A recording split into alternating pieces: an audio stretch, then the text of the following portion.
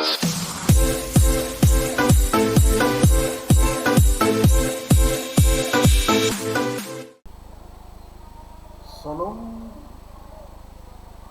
kembali berjumpa dengan saya Pak Stimura.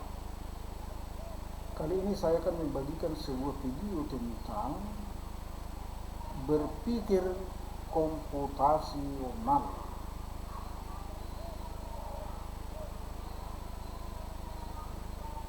Bagi Anda yang belajar tentang informatika di tingkat SMK, mari kita simak video berikut ini, dan juga teman-teman sekalian yang ingin belajar informatika. Sebagai contoh saya buat di sini, coba Anda disuruh menuliskan suatu kalimat. Saya siswa SMK siap terjun ke dalam dunia usaha sebanyak 10.000 kali.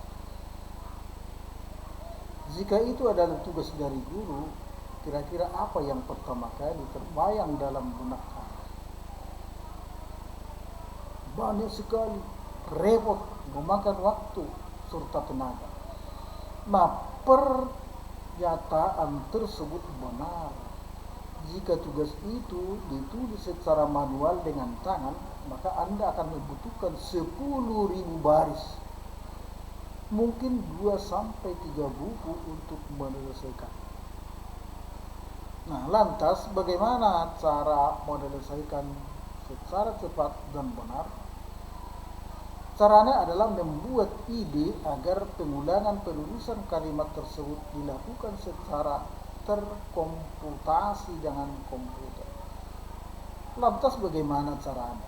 Mari berpikir secara komputasi dengan menerapkan ilmu komputer untuk menyelesaikan masalah itu. Nah, apa itu ide? Berpikir komputasi, algoritma, dan penalaran. Nah, penjelasan mengenai hal tersebut mari kita bahas bersama-sama. Nah, pola berpikir. Kita mulai dari konsep ide atau gagasan. Nah, suatu ketika mouse yang terhubung pada laptop Anda tidak bisa digerakkan, sehingga pekerjaan Anda terhenti sementara. Nah, keadaan tersebut akhirnya memicu pemikiran tentang apa yang sebenarnya terjadi pada mouse tersebut. Apakah baterai telah habis, sambungan Bluetooth kurang baik, mouse memang sudah rusak, atau mungkin karena sistem operasi atau perangkat komputer sedang bermasalah. Nah, otak kita akan secara otomatis merespon dengan memberikan solusi cepat untuk menghadapi permasalahan tersebut. Misalnya, bertanya pada teknisi bagi pengguna awam, atau melakukan beberapa percobaan untuk mengetahui penyebab gejala kerusakan tersebut. Nah, bayangan atau imajinasi yang terlintas dalam benak otak itulah yang disebut dengan ide. Daya respon berpikir yang melahirkan imajinasi berupa rancangan solusi terhadap masalah yang dihadapi sebagai hasil pemikiran, baik yang bersifat spontan maupun melalui proses pemikiran yang lama, dikenal dengan ide atau gagasan. Dan kemampuan melahirkan ide-ide tidak dimiliki oleh setiap orang, karena tingkat kecerdasan, intuisi, dan daya analisis permasalahan juga berbeda-beda. Ide atau gagasan yang dihasilkan dengan proses secara panjang dan matang bisa disebut dengan penalaran. Jadi penalaran dapat memberikan solusi alternatif yang lebih matang. Sebaiknya ide atau gagasan dapat memberikan manfaat Antara lain, yang pertama dapat menjadi solusi alternatif pemecahan masalah. Yang kedua, memberikan peran aktif dan positif bagi perkembangan diri sendiri dan orang lain. Yang ketiga, melahirkan konsep dan dinamika baru dalam hal teknologi, pengetahuan, dan keterampilan. Yang keempat, membuat terobosan baru yang dapat membantu masyarakat. Yang kelima, mendorong lahirnya inovasi-inovasi baru. Yang keenam, memberikan contoh dan teladan bagi orang lain. Dan yang ketujuh, tidak bertentangan dengan peraturan perundangan, agama, dan norma-norma sosial masyarakat. Terkadang ide tidak langsung dituangkan dalam sebuah tindakan nyata, tetapi masih sebatas bayangan yang disimulasikan secara mendalam berbekal pengetahuan dan keterampilan yang dimiliki. Sebagai contoh, bagaimana membuat program perulangan untuk menampilkan bilangan ganjil dari angka 1 sampai dengan 100. Nah, tentunya otak akan berpikir tentang metode perulangan yang akan digunakan. Mungkin akan menggunakan for, while, atau do, while. Nah, otak akan mensimulasikan perbandingan teknik looping yang akan efektif dan mudah diterapkan, serta struktur penyelesaian yang akan digunakan untuk memfilter dan mencetak bilangan ganjil selama looping tersebut.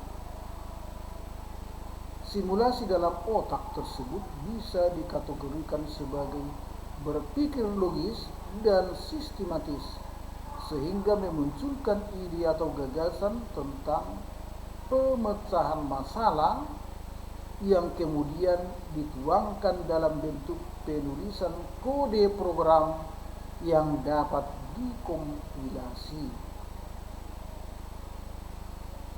Keberhasilan ide atau gagasan akan diuji setelah dilakukan implementasi atau penerapan. Nah, coba ini sebagai asah literasi ya. Dalam sesi praktek di laboratorium, tiba-tiba tombol A, S, E, dan spasi dalam keyboard tidak dapat digunakan untuk menginput data ke aplikasi Microsoft Word. Jika Anda baru dapat mengoperasikan komputer, ide apa yang paling sesuai dilakukan ketika menghadapi persoalan tersebut? Nah, di sini ada dibuat 6 poin. Yang pertama, langsung lepaskan sambungan keyboard dan game baru. Yang kedua, membongkar keyboard dan membersihkannya. Yang ketiga, menggunakan keyboard virtual. Yang keempat, berteriak kebingungan. Yang kelima, mencabut tombol dari dudukan dan memeriksa konektornya. Dan yang terakhir atau yang keenam, bertanya dan meminta bantuan guru. Nah, misalkan dipilih beberapa ide yang akan dilakukan. Tentukan pernyataan berikut yang merupakan ide yang tepat atau kurang tepat untuk menghadapi persoalan tersebut. Nah, berikan tanda centang pada kolom jawaban yang sesuai. Misalnya 1, 2, 4. 1 tadi, langsung lepaskan sambungan keyboard dan ganti yang baru. Kemudian membongkar keyboard dan membersihkannya. Dan yang keempat, berteriak kebingungan. Kalau tepat, centang tepat. Kalau kurang tepat, centang yang kurang tepat. Demikianlah selanjutnya. Nah, teknik memetakan ide. Kompleksitas permasalahan yang ditemui harus diimbangi dengan visualisasi penjabaran ide atau gagasan secara detail, jelas, dan mudah dibaca.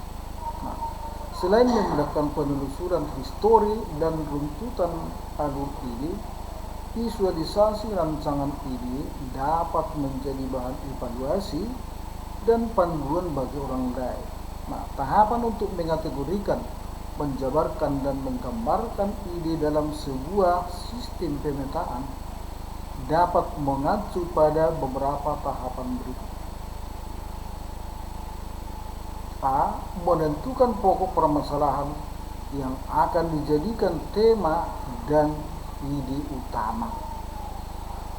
Tema yang dijadikan sebagai ide atau gagasan dapat dibagi menjadi beberapa tipe. Nah, yaitu yang pertama, tema yang bersifat memaparkan sebuah kondisi.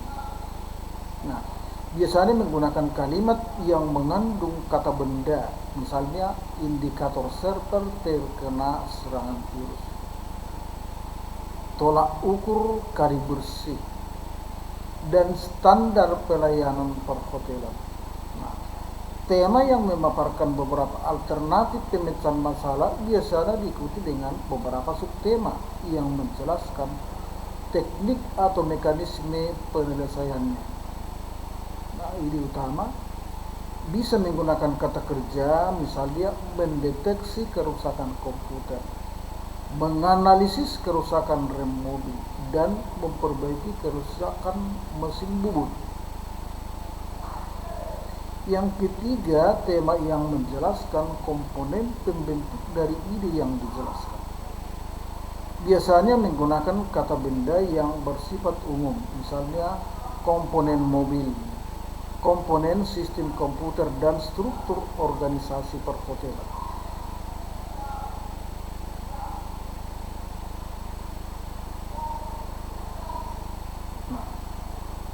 Setelah menentukan pokok tema atau ide utamanya, Anda harus menjelaskan komponen pendukung, yaitu dengan menuliskan subtema yang akan dijadikan elemen penjelasnya.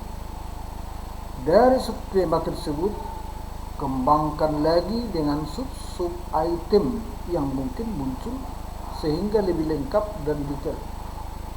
Rangkaian ide utama dan subtema harus saling terhubung secara logika dan mewakili proses berpikir yang divisualisasikan.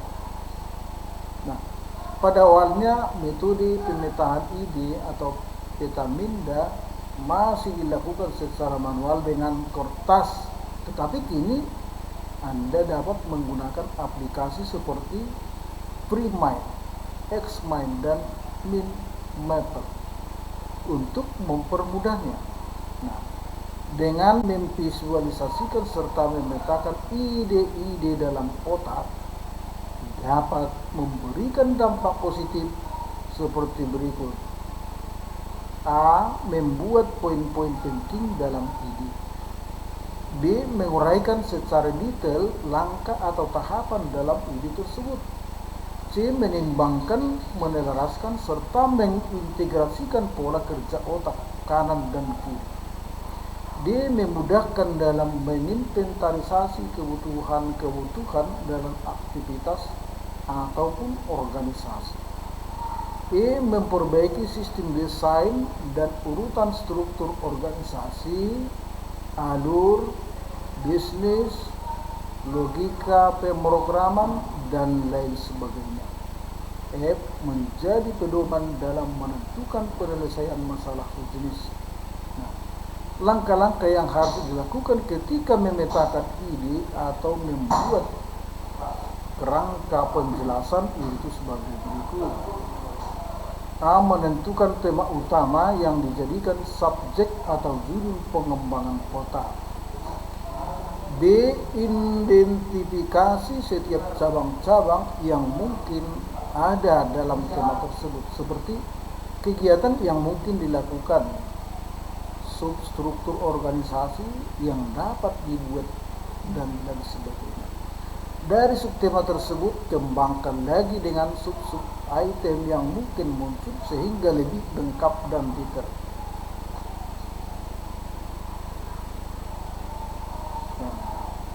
Konsep algoritme. Algoritme sebenarnya berasal dari kata algorithm yang mengandung pengertian cara membuat metode penyelesaian masalah secara logis, runtut, dan sistematis dalam waktu secepat mungkin. Nah, ketika teknisi komputer melakukan perbaikan laptop yang layar monitornya tidak menyala, dia pasti memiliki ide-ide dalam benaknya untuk menguji penyebab kerusakan tersebut. Nah, ide-ide tersebut disusun secara sistematis dan logis sehingga menghasilkan keputusan akhir yang dapat mengidentifikasi penyebab kerusakan tersebut. Hal ini yang disebut dengan algoritme. Ada nilai masukan atau masalah, kemudian proses seleksi dan analisis, serta diakhiri dengan pengambilan keputusan untuk menampilkan keluaran. Nah, proses logika yang didatakan secara sistematis, rasional, dan logis merupakan karakter utama dari algoritme yang tentunya sangat dipengaruhi oleh penalaran si pembuatnya. Proses penalaran manusia selalu dipengaruhi faktor rasional dan faktor moral, serta dipengaruhi oleh suasana lingkungan kemasyarakatan di sekitarnya. Aspek rasional selalu identik dengan proses perhitungan logis dan dapat diterima akal, seperti perhitungan jumlah SDM dan lama pengerjaan pembuatan rumah. Lain halnya dengan aspek moral yang mengaruhi pola pikir manusia dalam berbuat, bersikap, dan bertingkah laku dalam hubungan sosial masyarakat. Misalnya kerjasama tim, kerja bakti, dan gotong royong. Algoritme merupakan serangkaian proses atau aturan yang disusun dan diurutkan secara sistematis dan logis untuk menyelesaikan permasalahan. Istilah logis atau logika berasal dari kata logos yang berarti hasil pemikiran yang disampaikan dalam kata-kata, tulisan maupun perban yang identik dengan akal dan dapat diterima secara ilmiah.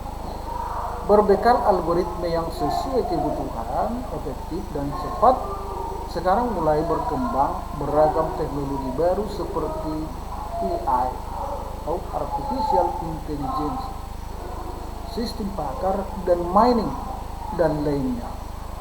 Nah, keberhasilan logika yang dibangun dalam algoritma sangat dipengaruhi oleh cara kerja otak kanan dan otak kiri saat melakukan proses penalaran.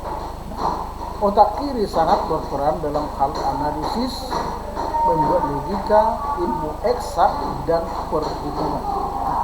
Adapun otak kanan cenderung mengarah pada aktivitas seperti cara berpikir, kemampuan intuisi, membuat ide kreatif, seni, sosial, dan interaksi manusia dengan sesamanya. Nah, jenis penalaran dapat dimulai dari hal yang umum, kemudian ditarik pada simpulan atau sebaliknya. Detail penjelasan tentang konsep penalaran dapat dibaca. Detail penjelasan tentang konsep penalaran bisa kita ikuti dengan video-video selanjutnya. Maka tetaplah bersama saya, Pak Sutomoro.